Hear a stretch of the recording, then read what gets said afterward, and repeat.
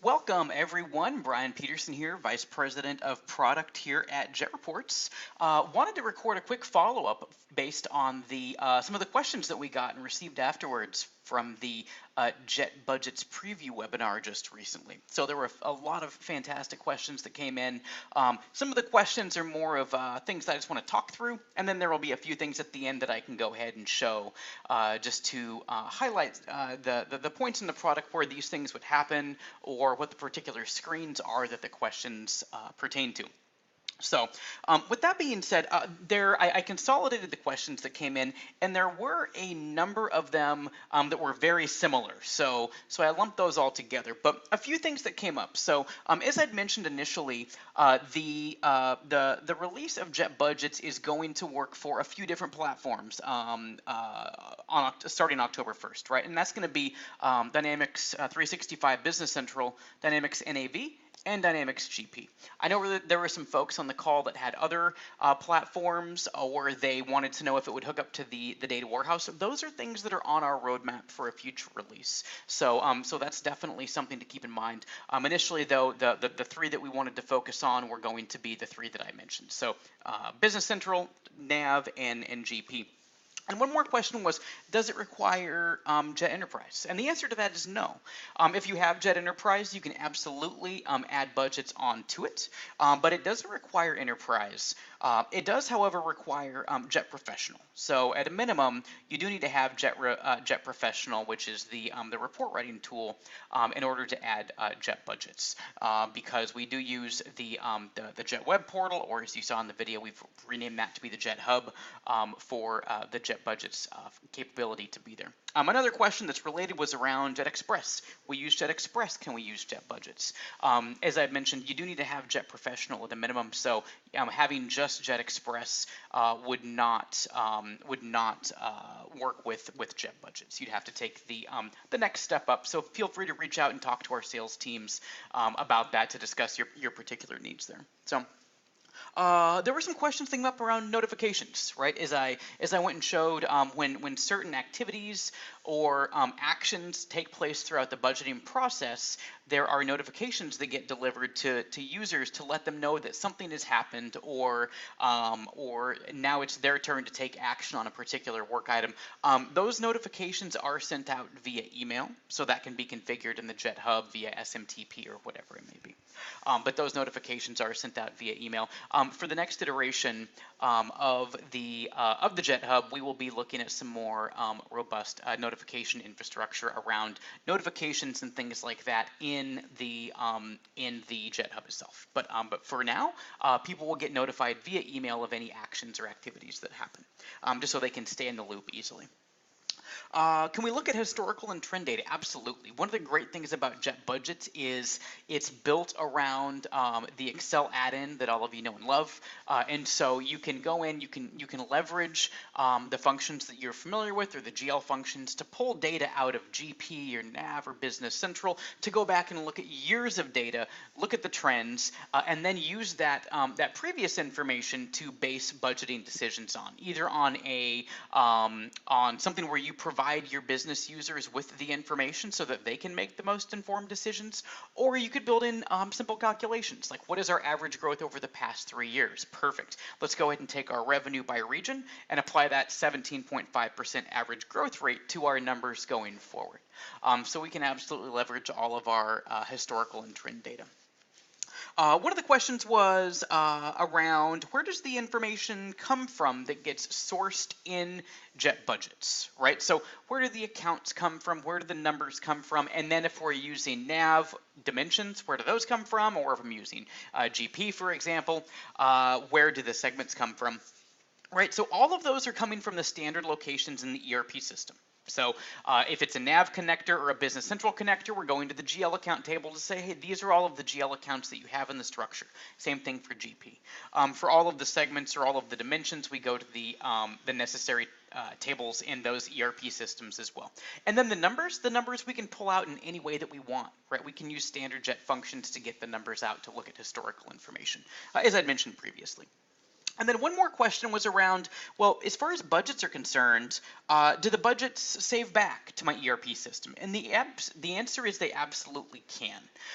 And how we leverage that is in each ERP, right, whether it's NAV or Business Central or GP, there's a way to create a budget. So you can create a kind of a shell budget in the ERP system, and then you can download basically an import template. And then we can use our GL functions, our GL jet budget function as I showed, to go in and get all of the information out of our budgeting tool very easily to populate this template, right? Then you make a few clicks, you push everything back into the ERP system, and the numbers that were put together throughout your budgeting process are then saved, right? And that way you can see them, you can report on them directly in NAV, Business Central, or Dynamics GP. We have had some folks, however, that mentioned they don't necessarily want to push the numbers back into the ERP system if they don't have to. And for people that want to take that path, they don't need to. Right? You can still continue to report all of your actuals directly out of the ERP system like you do right now. And the budget numbers you can just pull directly out of Jet Budgets without having to go in and push the numbers back into the ERP. So that's one area of the product where we wanted to keep everything flexible based on the needs of the individual organization. Now, a few things that I want to show, right? Once we go in and have the ability to build work items. Let me get out of my PowerPoint slide here. When we have our work items like you see here, one of the things that I want to do is, let me come in and edit this one for example. One of the questions was around being able to see roll-ups for some of these various things.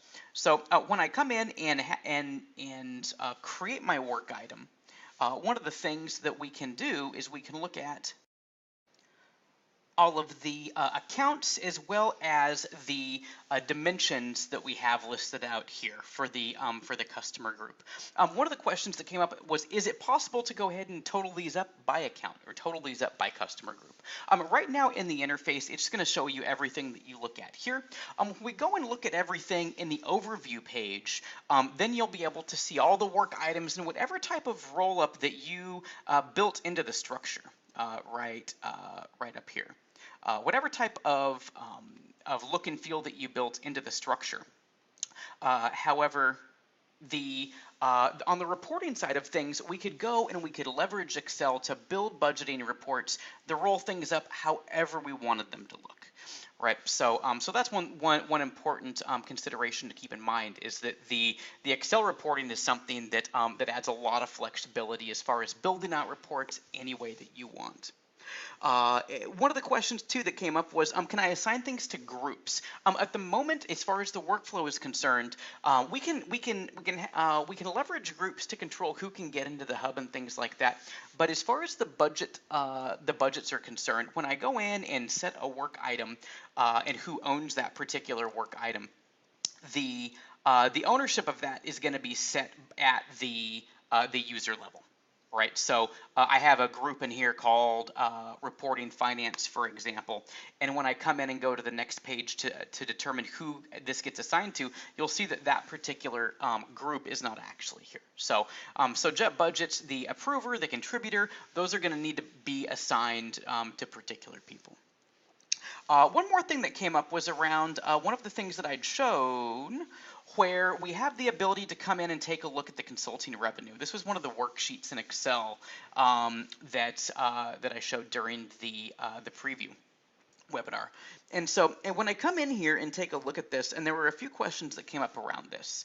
One of them was around where do all of these numbers live? Like the number of hours or the average billing rate. Does this live in Excel? Is it something that lives in my ERP system? And the answer is it can live in either place. Right, so I can easily use my Jet functions to source billing rates directly out of my ERP system if I want to grab them from there.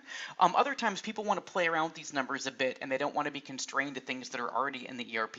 And in that case, like the example right here, this is just a number that's in Excel. So I can go in, I can change the average billing rate to $200 an hour, and then I can see over on the data entry side that equates to, about $1.1 million over the course of the year, or $148,000 in January.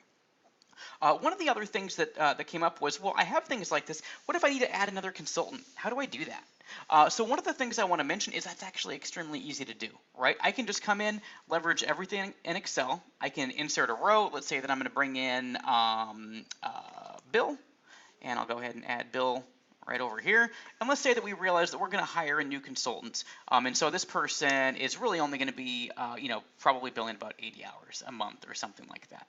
So I can plug in my 80 hours. I've added Bill here very easily, and I can just take, you see that this is just, right, some Excel math. Take the average billing rate times the number of hours, and I can take this and I can just copy this down, and that's 16,000 for Bill.